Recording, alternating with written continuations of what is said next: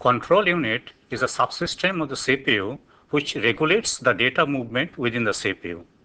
It also controls data transfer between the CPU and the external memory and devices. The control unit also invokes the functions of the functional unit like arithmetic and logic unit when needed. It does it by generating a sequence of control signals on inputs which will see what inputs are needed. Now, to study the function of the control unit, let us revisit our instruction cycle from the very beginning and critically analyze what is supposed to be done. Okay. Now, let's see that the basic instruction cycle, as I've shown here, that an instruction is fetched, okay, and decoded, right? After instruction fetch is decode is over, it next comes to the state that it has to execute the instruction, and once the instruction is executed, it goes back into the instruction fetch and decode state once more. Okay, this goes on cyclically till we tell the machine to stop. Okay, now this is our basic instruction cycle. Previously, we have just elaborated a little bit in the case of our single operand machine, right? Say we take the instruction add memory y. That means it since it is single operand, we assume that it has an accumulator, and add memory y, it takes the content of memory location y and adds to the accumulator. Okay. Now, we have just elaborated a little bit more than the very skeletal state diagram that we have given here, that here we instruction fetch we do, then the machine decodes the operation. Now, get the operand address, that means it gets the address of that operand here. It then fetches the operand. After fetching the operand, it does this operation add, right? The result remains in that accumulator, as we said. Therefore, the store operand basically is a null operation here. Then it comes to the get next instruction once more, and the instruction fetch cycle, the entire instruction cycle starts once more. Now, this is a simple case. Okay. Let us elaborate it further and come to the general case here. Okay. Instruction cycle state diagram. We have shown it in a much more elaborated way because we need the actual operation that is involved to study what the control unit is supposed to do. Okay. Now, here you see that instruction fetch is here. Okay. After the instruction is fetched, opcode decoding is done, and after the opcode decoding is over, okay, operand address calculation starts. Now, here that we write operand address calculation because we have seen by this time there can be many addressing modes, okay, and many addressing modes, they may need the computation of the address, okay. And for example, say displacement addressing, based addressing, etc. It needs, okay, basically that computation of the address, though it is done hardware wise, but that hardware control operation has to be performed here. Okay. Now, one more thing that I should tell here, that all addresses that we talk over here are all addresses are in the form of that unsigned integers, so to say. Okay, because addresses cannot be negative, therefore we tell this to be an unsigned. We take this to be an unsigned integer. Therefore, that if necessary, that arithmetic operations in terms of unsigned integers that we discussed earlier will be useful here. Okay. Now, operand address calculation is done, and then request for operand is made with this transition to this state diagram, to this state. Okay, here we have that operand fetch, and if there is an indirect addressing, it makes a loop over here to get that operand. Okay, as many times an indirection goes. Mostly that indirection that we have discussed is one level of indirection. Now there can be multiple operands here. In the case of a multiple operands, that operand address calculation, okay, should be done once more, and the request for operand should be sent to the operand fetch once more. Now in the case of a two address instruction, it should be done twice, okay, and then after that operand fetch is over, it comes to the actual the data operation. Okay, now in the case of a data operation, when the data operation is over, that means some addition, multiplication, division, and whatever, or some logical operation, whatever is supposed to be, or even it can be simple move statements, okay, transferring of data. After the data operation is over, we come to that operand address calculation for storing the result. Here also there can be indirection, and if necessary, that indirection step is taken. That means address is fetched once more from the memory, right? Only then the address of the operand is available.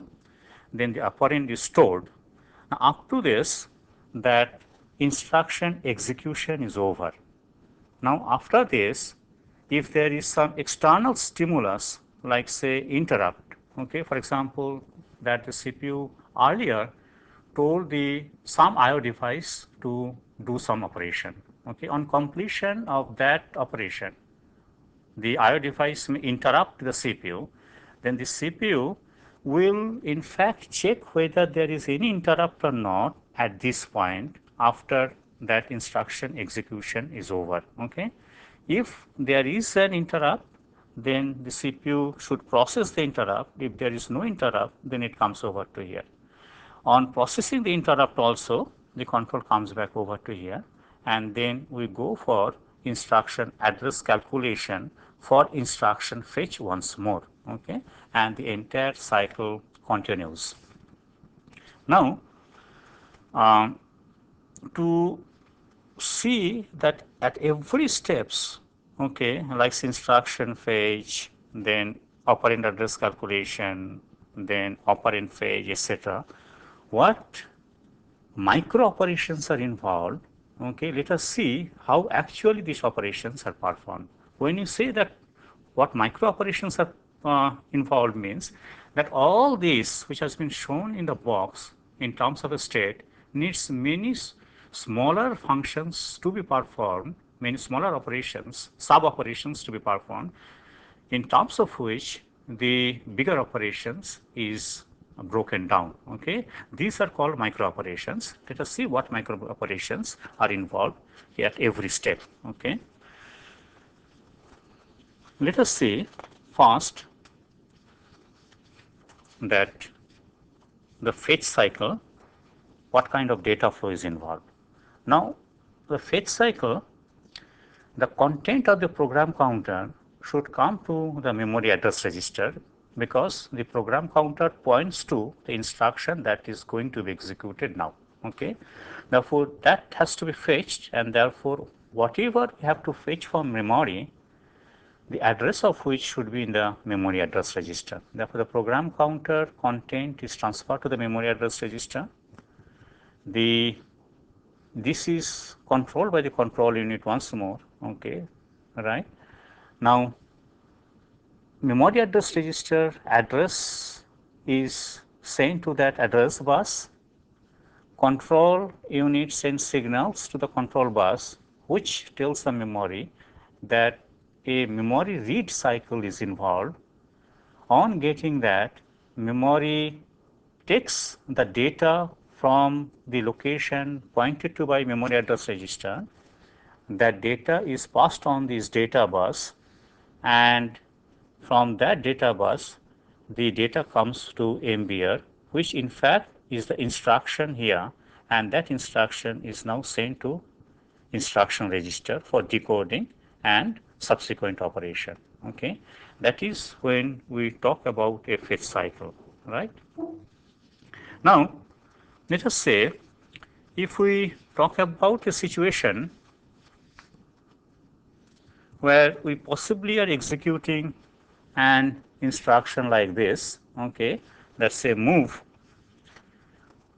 content of R5, I mean move the content of memory location pointed to by R5 to R2, okay, say this is the operation that is involved, right? In that case, let us see what are the basic steps that is involved to execute this instruction of transferring the content of memory location pointed to by R5 to R2. Now the content of R5 has now have to be switched into that memory address register. Then the content of memory address register should come onto that address bus. There should be a request for read to the memory once more. The data at the location given by the address bus will be thrown into the data bus. The memory will say through the control bus once more, right, the data is ready. Then from the data bus, the data should be channeled into our MBR, the memory buffer register, and from there the data should be channeled to R2. Okay, once more, you see there is a memory read cycle that is involved over here. Now, if instead of the operation being move indirect R5 to R2, if the operation is move R2 to R5, that means the content of R2 to indirect R5, it means that the content of R2 should be written into the memory location pointed to by R5. In that case, the steps would have gone this way, that R5 content should once more be put into the memory address register. Then a control signal says that write memory instead of read memory, okay, because now the data is in R2, which should be first transferred to that MBR. From MBR, the data should come to the data bus. Therefore, this data flow, this direction should change, R2 to MBR, MBR to the data bus, and from there the memory would have taken the data and would have written into the memory location which is given by this address bus. And on completion, it will send the signal to the CPU that the data has been written into the memory. Okay. Now let us see. Let us take another example. Okay, where that we are talking about that indirect cycle, right? Now, in the case of an indirect cycle, let us see what happens. Let us take an example.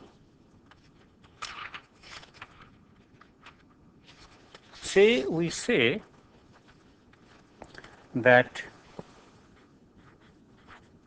move, say to register R3 content of memory location, say not content of memory location pointed to by the content of memory location log, because this is an indirect addressing, pointed to by memory location log, that has to be brought into R3.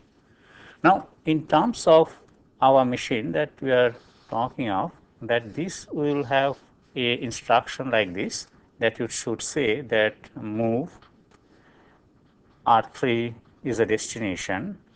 Then it should say that the mode should say that it is an indirect addressing involving memory, and here the address of the location, that means location address, is in the next word of the memory. Say this is in location 700, we assume that this word is in 702. The program counter is now pointing to here because this instruction is being executed, and when this instruction fetching is over, the program counter will be incremented by 1, we said, okay. Basically, the program counter will be incremented by 1 or 2 depending upon the word size. If we say that its word size is the entire word, then we can say the program counter will be incremented by 1, and we say that this address is 701, okay.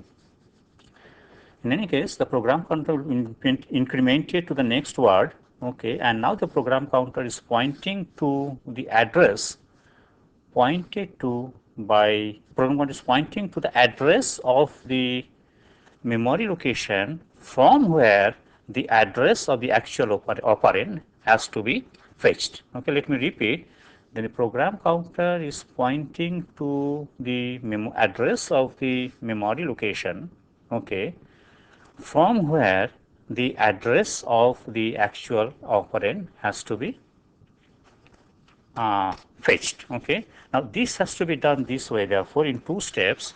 First, the program counter should come to the memory address register, okay, right, to get the content of the memory location lock, okay, content of the memory location lock, the content of program counter, which is the address of lock, okay, content of program counter, which is the address of lock, should come to the memory address register. It is not an instruction fetch cycle, it is essentially operand cycle, right. That address now is thrown to the address bus. A memory read operation is initiated. Memory reads the content of the memory location log and sends it to MBR. Okay. Say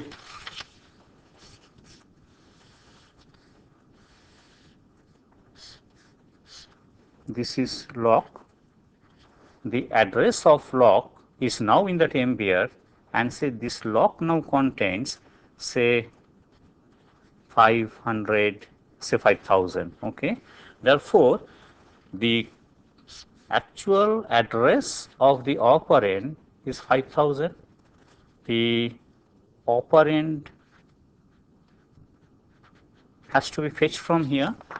Therefore, whatever has now been fetched from the memory, which is comes to that MBR, which is 5000 now, okay, should be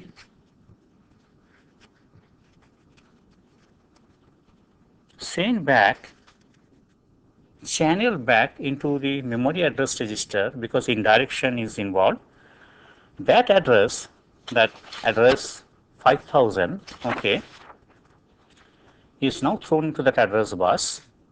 The data is collected from the memory, because once more a memory read cycle is initiated, data is collected from that memory, and that data comes to that MBR. Only then the operand is available at MBR.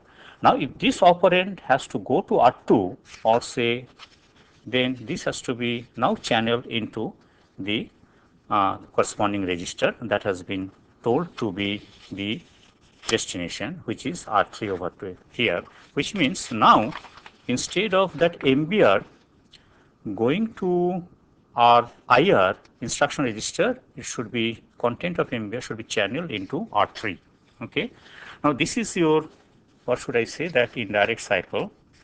Whenever there is an indirect cycle, as you can see, that one more memory read turns out to be involved, or it may be a memory write if the operand has to be written into the memory. In any case, one more memory cycle turns out to be involved here.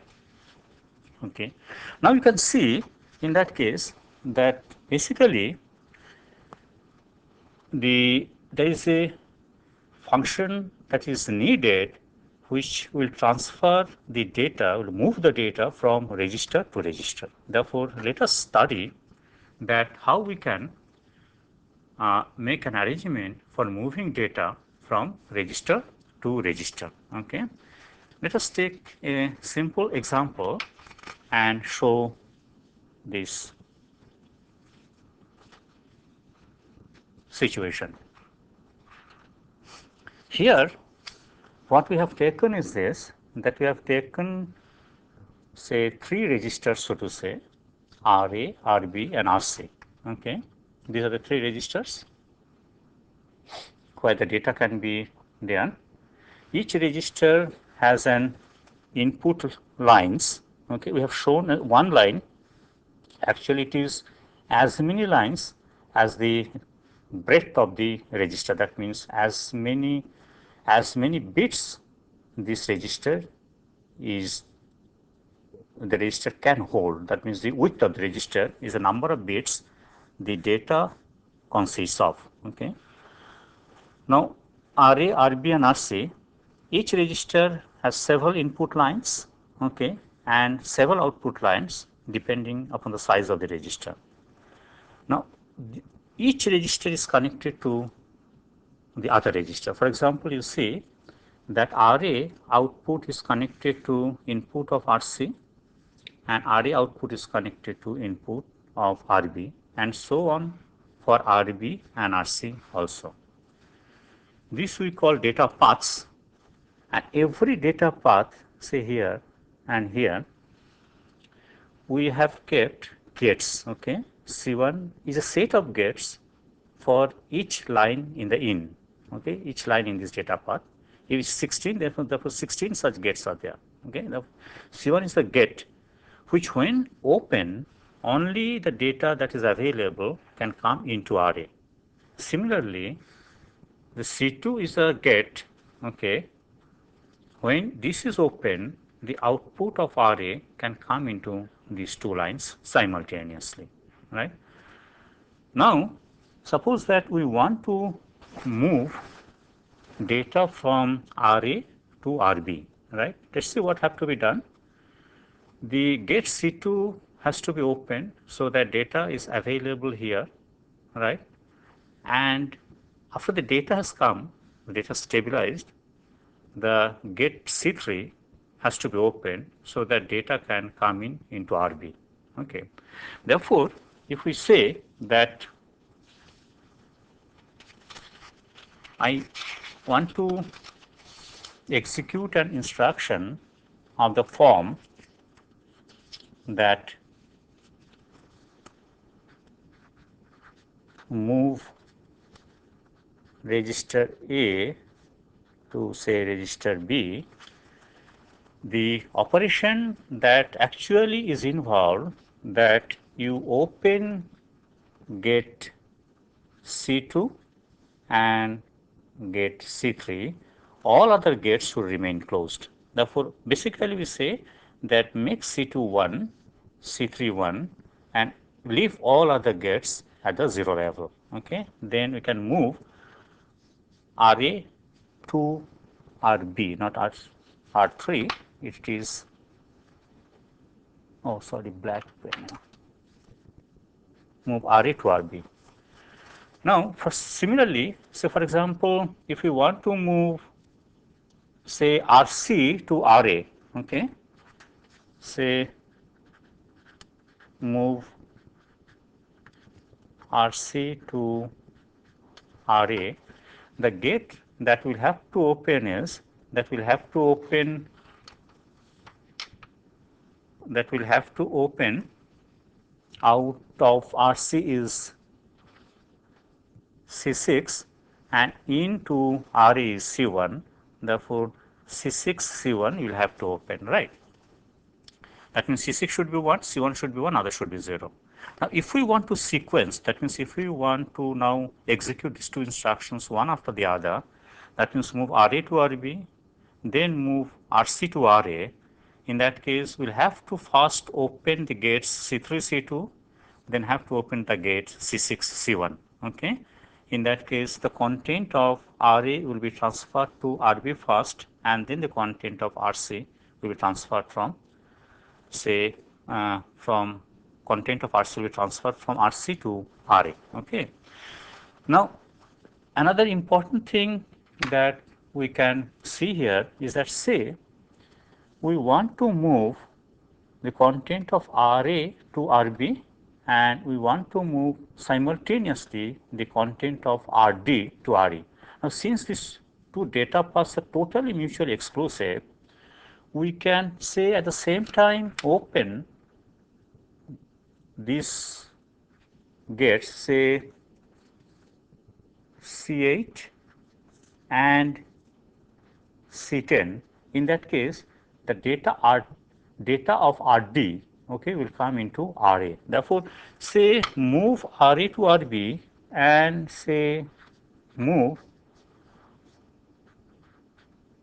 RD to RE, this can be simultaneously performed by opening gate C3, C2 and gate C8, C10 simultaneously, and possibly we can name this say move double RARB, RDRE as if it is a single instruction. Now the point to note here is this, that what happens actually, that if we want to move information from one register to other register, we create a data path, keep a data path from register to register, but depending upon that from where to where we want to transfer, we open some control gates. Okay, and we also open these control gates in time sequences. For example, if this have to be done first and then this have to be done second, then say possibly we do it at the T1 time instant this one and T2 time instant this one, T2, okay, where T1 is in less than T2, okay. And to do these operations, we can keep a clock, and that opening or closing of these control gates are done in synchronism with the clock pulses. Here all these gates that controls the data movement from register to register has been shown in terms of readings and marked as C1 to C10. Okay. Now this is a general picture. What we can have from here is a picture of a control unit, right? You see that the control unit, this is our control unit. It has C1 to C10, the control lines. It has an input clock, right?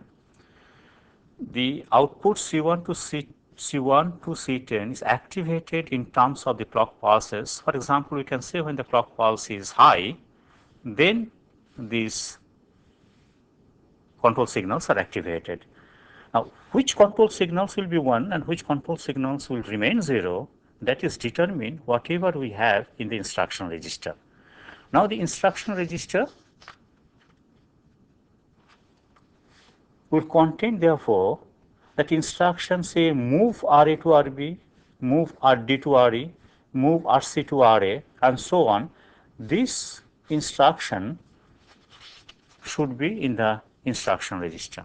Therefore, at any point of time, depending upon the content of this instruction register, the control signals are generated from this control unit, okay, in synchronism with the clock pulses to open or close these gates in the data path so that the data movement accordingly can take place. Okay, this is in fact the crux of that entire data flow movement within the CPU and as also between the CPU and the external device, as we will see. Okay. Now, one important thing is here. One important thing is, say here we have only 3 registers, and immediately you can see that we have to have 6 lines so that each can be interconnected with the other. Here another 2 pair of registers is there, which is independent of this set of registers, and 2 lines are needed so that informations can be exchanged between these 2 registers, right?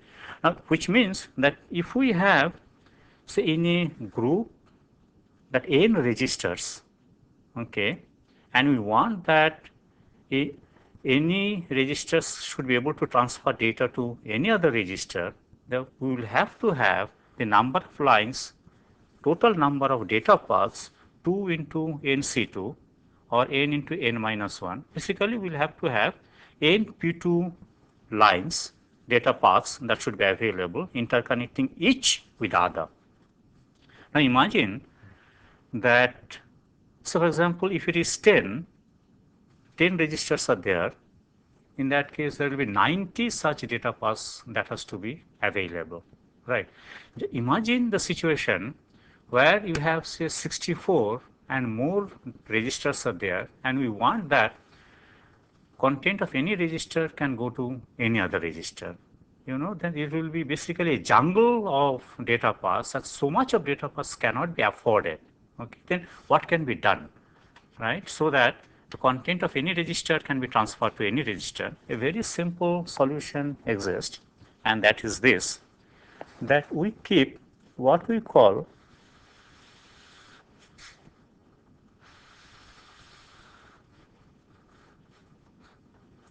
say a bus, okay?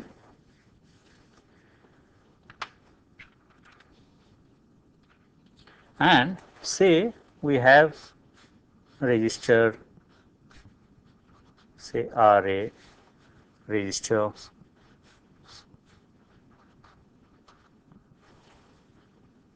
RB, say RC, RD, RE, and so on. What we do that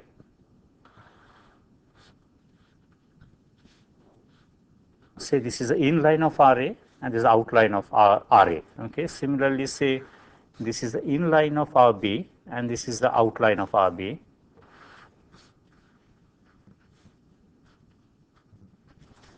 Right. Similarly, we can have here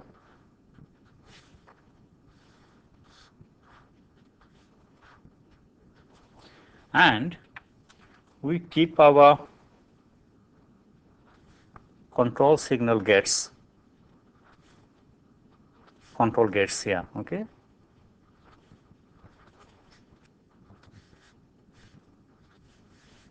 Now, keep it, show it here rather.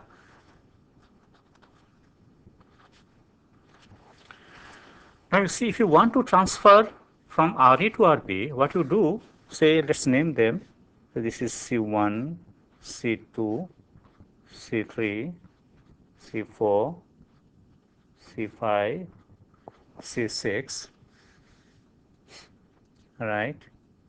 Say C7, C8, C9, C10. Say we want to transfer the content of RA to register RC. Then what we'll have to do is that you open C2 and open C5. Rest remains closed. Okay, that means make C2 1, the control point C2 1 and C5 1. Then RA will be now gated into this, say, data bus. The content of RA will be gated into the data bus, and that information, that data, will be channeled into RC. Therefore, you can see that if you want to transfer any information from any register to any register, that from register should channel the data into the internal bus, or the data bus, and the two registers should take the data from the data bus. Okay, and depending upon from where to where we want to transfer, okay, the control unit should open the gates accordingly. Okay. Now, one of course important thing remains that if we have to transfer parallelly, say information from RA to RB and RD to RE, in such a situation this will not be permitted, because only one register can get its data into the data bus, and more than one register, one or more registers can of course take the data into it. Therefore, from one to many we can send the data, okay, but parallel independent transition, like say we are doing RA to RB and RD to RE, cannot be done here. which means that sometimes will take some more time to transfer a total amount of information from a set of register to a set of registers. We may have to sequence them properly so that the data transition from register to register is done in a non-error way. Okay, that means without interfering the information or the data of one register with the other register. Okay. Now, let us come back over to this. We call this one is our control unit, and such a unit should be there within the CPU. Okay. Generally, we are assuming here that this is a hardware circuit. Basically, it will be what we know as a sequential circuit. It will go on generating sequence of control words from C1 to C10, taking that entire combination of bits. We take a control word.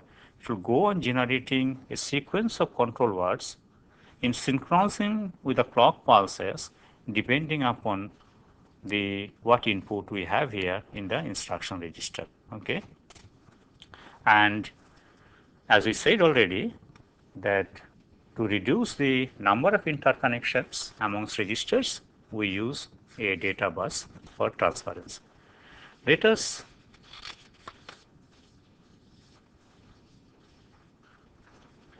look into the situation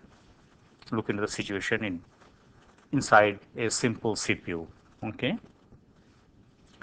Here, the internal data bus has been shown in red. Okay. Let us recall the original simple diagram of the CPU that we had shown earlier. You see that we have several registers: accumulator, a temporary register, an instruction register, a register bank here, the program counter, the address buffer. This is the memory address register, the data buffer, which is the memory buffer register. This was the control unit we showed. No others control signals were shown that time. Only it was showed that decoder should tell that what the arithmetic logic unit should do, and the control unit should invoke the operation of that arithmetic and logic unit when the time is right. When it's needed, the ALU should be invoked. Okay. Now, this picture, in terms of the discussions that we have right now, can be elaborated here. Okay, as has been shown in this diagram. Right. Here you see that this is our internal bus. Okay. We had the internal data bus here. Okay, right. Here is a register bank. We can have the information for the register bank into the data bus, or the data from the internal data bus can go to the register bank. Now, let me elaborate this a little bit. Now, this register bank, which are inside the CPU, okay, are there so that the fast access to the registers can be done. And therefore, what is done is this, that this internal either general purpose registers or data registers, they have their own multiplexer, and any information from any register to any other register can be done, okay, without involving the internal data bus altogether. Which means that, for example, if you want to transfer R1 to R2 or say R3 to R4, that there is a multiplexer which will automatically take the input from R3 and load into R4. Okay, and that is done very fast, and it is needed, it is required, and we need that this be done very fast, and therefore there is a multiplexer circuit through which the data transfer takes place within the register bank. Okay, we will be assuming this picture over here, and in most cases, most CPUs, the general purpose registers, do exchange data that way only. Now, here is a memory address register. The address comes from that internal bus into the memory address registers, and the address lines goes. Now, where we have shown by means of a single line, actually there are many lines depending upon the width of the data word. Okay, it may be 16, 32, 64. Okay, depending upon what machines you have, 16-bit machine, 32-bit machine, or 64-bit machine. Okay. Now, for the data, for the address, how much width that memory address register will have depends upon how much memory you can support. We'll discuss it when we come to the memory organization. Now, let's see, let's complete the discussions that we had. That here we have a channel from internal bus to the memory address register, and that's external bus. The memory data lines are bidirectional, therefore we can have that data can be transferred from internal bus to MBR and from MBR to internal bus. From the memory bank, content of any registers can be thrown into the internal bus, okay, or from the internal bus, the content of the internal bus, okay, the status of the internal bus can be put into any of the register, can be loaded into any of this register, okay. That content or the status of that internal bus, which is containing essentially, so to say, a data, right, can be channeled into instruction register. It can be channeled into program counter, or the content of program counter can also come into the internal bus. It can be channeled into a temporary register, say T, or a register A, which can be used as an accumulator if one wants. Output of the arithmetic logic unit is also can be transferred to that internal bus. The control points are here, that say here, that instruction registers opcode will come, that add or subtract or multiply, that ALU should perform that. At every point there are control gates, okay, with control signals operating, actuating them. So C1 is a control signal for this gate, and so on, right? Now, that is the situation of our internal memory organization. Now, you can see that we have taken, so to say, a rather simplistic view. We have shown only few registers that are involved here, okay, that are needed for our discussion, okay. But you can see that if there are more than registers that are shown over to here, that also can be accommodated within the same framework of discussion that we are having, right? Now, with this structure specified, okay, and that mode of data transfer between the register and register understood, we should now discuss that how the instruction cycles, in the instruction cycles, the instructions are fetched, the operands are fetched, and the instruction is executed, okay.